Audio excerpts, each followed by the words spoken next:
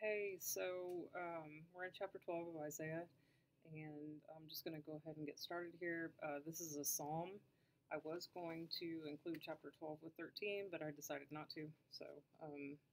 Chapter 13, just 12 kind of closes out the section we were in, and chapter 13 kind of begins a new section. So I decided just to do a small, short session of this by itself.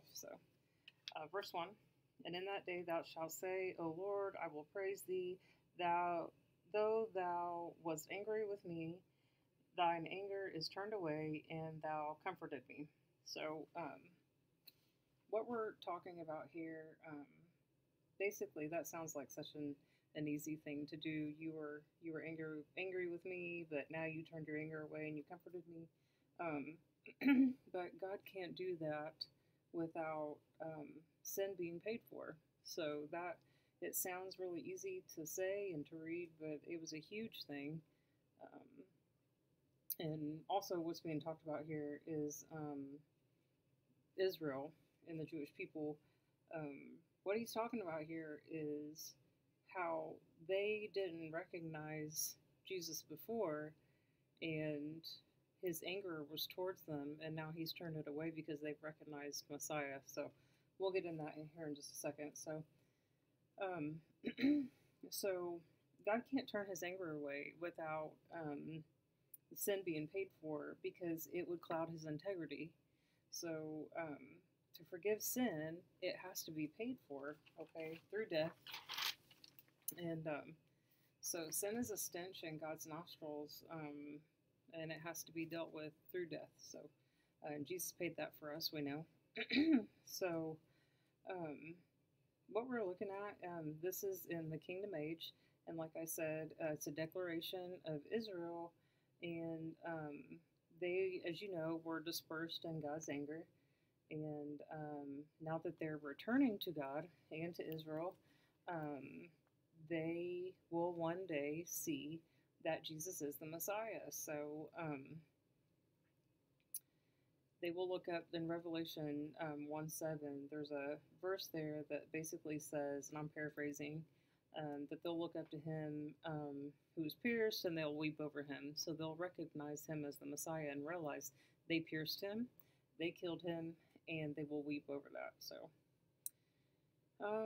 they're saying, you were angry with us, but now your anger is turned away, and now you comfort us. So in verse 2, excuse me, it says, Behold, God is my salvation. So I just want to stop there in verse 2 for a second because God is my salvation is actually the interpretation for Jesus' name in Hebrew.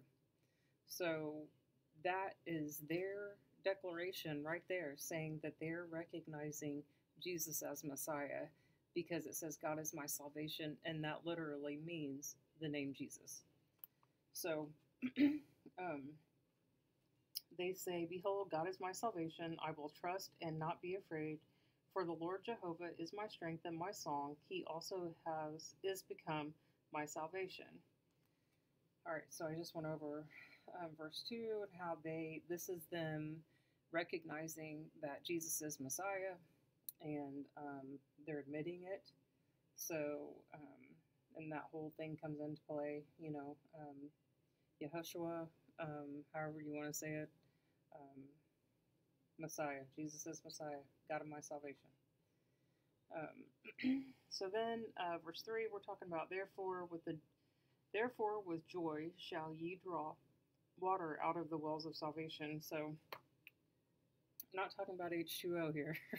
Okay, we're talking about the living waters of Christ, and you might think that's a New Testament idea.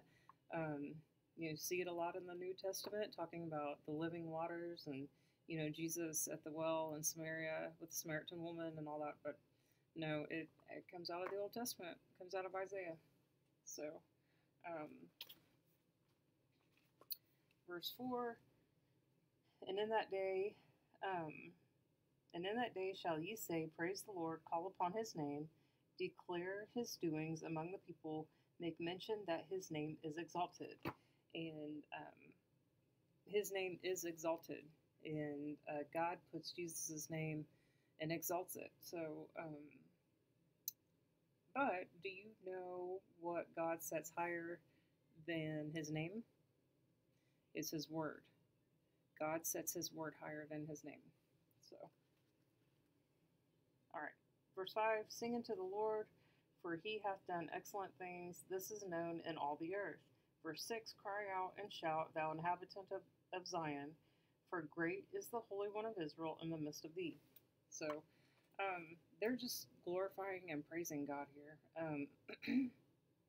So when Jesus comes and he returns, sets himself up as king over the earth, this is just part of the praising and glorifying him in this psalm.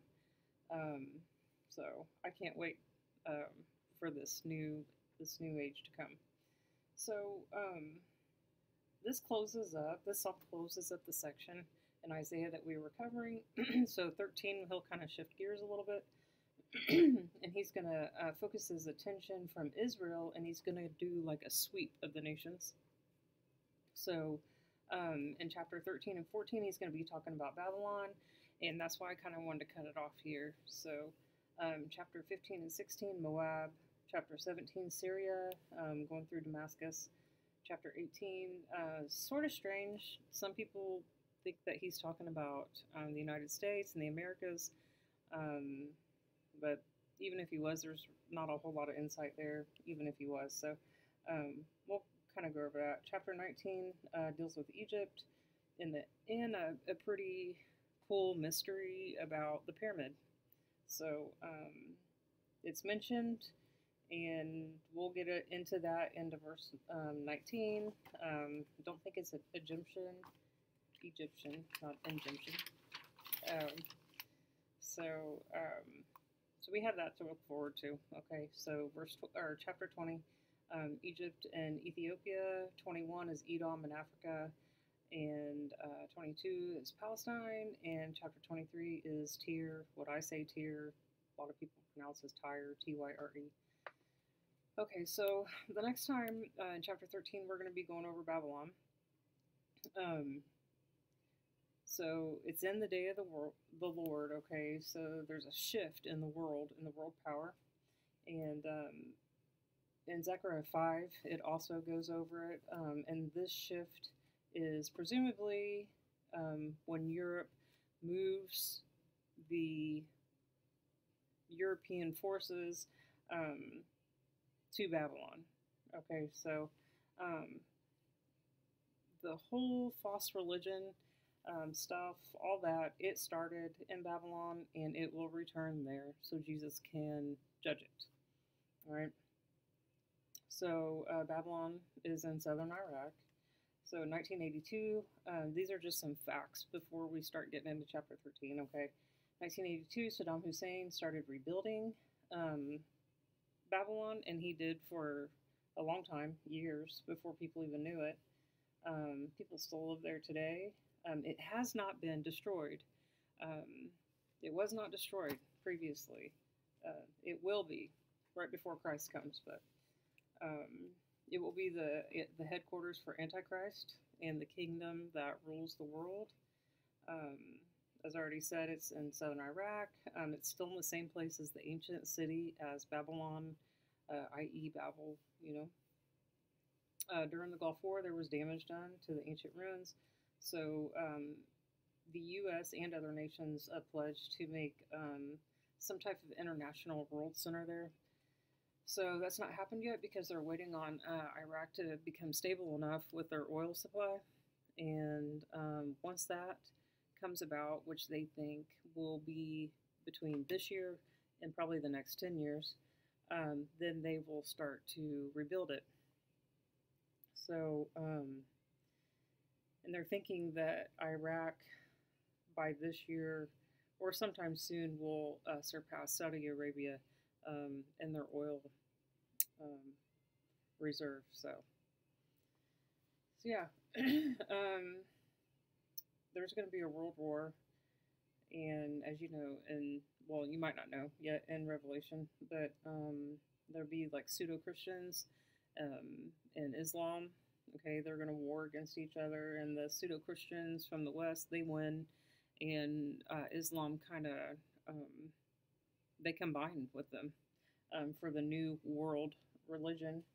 Um, and the Roman Empire, which is one of the beasts, rises out of that. That's actually the beast that the woman rides, and the woman is the harlot, who is the Catholic Church.